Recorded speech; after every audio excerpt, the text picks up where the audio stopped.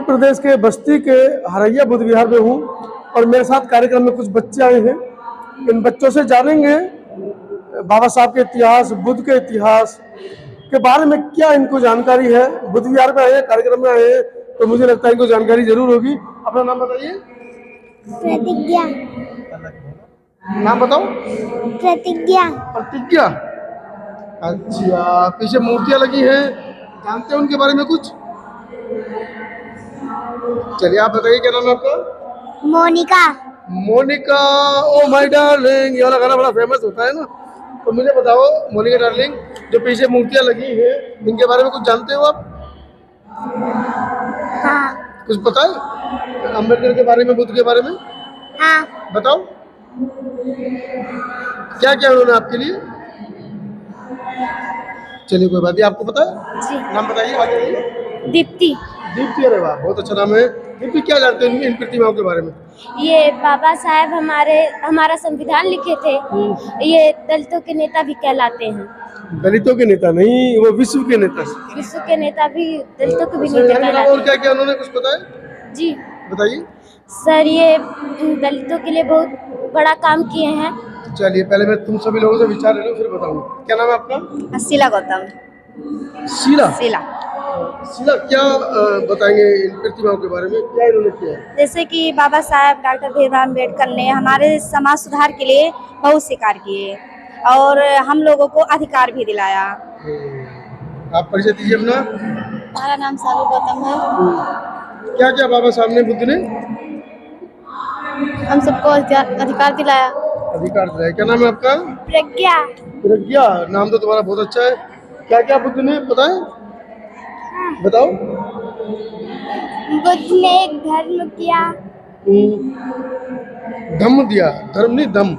धम्म। दम दिया। चलिए ठीक है। क्या नाम है आपका? शिल्पा गौतम। शिल्पा, सबके पीछे गौतम लिखा है और गौतम बुद्ध के बारे में बहुत कम जानते हो आप लोग। जानते हो, बताइए। हाँ, बाबा साहब ने संविधान लिखा था और हम लोग को मतलब पढ़ने का अधिकार मिला। ये बहुजन समाज के वो बच्चे हैं जिनके कंधों पर कल इस देश के ऊपर हुक्मरान बनने की जिम्मेदारी है।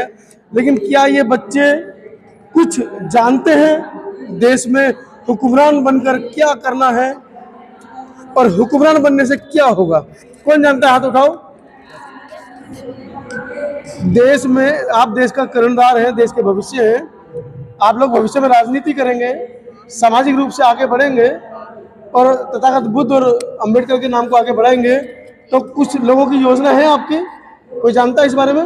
आइए आगे आइए। बच्चे इतना शर्माते हैं। अगर एक ब्राह्मण का बच्चा होगा ना, अगर एक ब्राह्मण का बच्चा होगा तो वो 100 बच्चों के बीच में हाथ उठाएगा, चाहे वो जानता हो या ना जानता हो।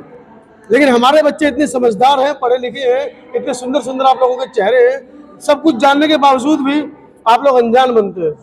कैसे आप भविष्य को सुधारोगे अपने को? क्या नाम है आपका? काजल गौतम। काजल। काजल, क्या जानते हो बुद्ध के और अम्बेडकर के बारे में? कुछ तो पढ़ा होगा, कुछ पढ़ा है? सब बच्चों ने पढ़ा है अम्बेडकर। बताओ, आगे आओ। क्या नाम आपका? प्रिंसी। प्रिंसी, क्या जानते हो? बाबा साहब भीमराव अम्बेडकर बहुत ही महान व्यक्ति थे जो देश को आज़ाद करने में और संविधान लिखने में बहुत सारे कार्य किए। उन्होंने संविधान को भी लिखा, जो कि संविधान लिखने में 2 वर्ष 11 माह 18 दिन। चलिए ताली बजाओ। और बहुत अच्छा आपने बताया है। इसके अलावा मैं आपको थोड़ा बता दूं, क्योंकि खासकर बैठो, क्योंकि आप यहाँ पर लड़कियां हैं। जब संविधान लिखा गया था उस समय लड़कियों को पढ़ने की आज़ादी नहीं थी। आप तो अनुसूचित जाति से आते हो सारे बच्चे। उस समय स्वर्णों के बच्चों को भी पढ़ने की आज़ादी नहीं थी। इंदिरा गांधी देश की प्रधानमंत्री बनी क्योंकि वो प्रधानमंत्री की बेटी थी, वो विदेशों में पढ़कर आई, वरना उनके परिवार में भी बच्चे पढ़ नहीं सकते थे। तो डॉक्टर अम्बेडकर ने क्या किया, ये जो आपने स्कूल का, जो आपके हाथ में स्कूल का एक ब्रोच है ना, ये डॉक्टर अम्बेडकर के द्वारा आपको मिला है। नहीं तो आप भी किसी घर में 4 दीवारी के अंदर बंद होते। आगे से कोई पूछे तो बताया करो कि बाबा साहब ने हमारे लिए ये किया है कि हमारी जो इज्जत की जो जिंदगी है, जो हम घर से बाहर निकल पा रहे हैं, वो सिर्फ और सिर्फ बाबा साहब की वजह से। ठीक है, अब बताओ क्या क्या बताया मैंने? सर जी, सर वो पहले लड़कियों की पढ़ने की आज़ादी नहीं थी और जितनी बड़ी तुम्हारी उम्र है ना, इतनी उम्र में उनकी शादियां कर दी जाती थी, है ना?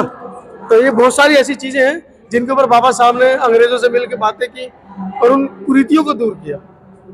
तो इतनी बड़ी लड़कियां शादी करती थी, उनके पतियों को मार दिया जाता था या किसी कारणवश वो मर जाते थे तो इनको उसकी डेड बॉडी के साथ ही जला दिया करता था, है ना। तो ये बहुत सारी चीजें हैं, आप पढ़ा करो।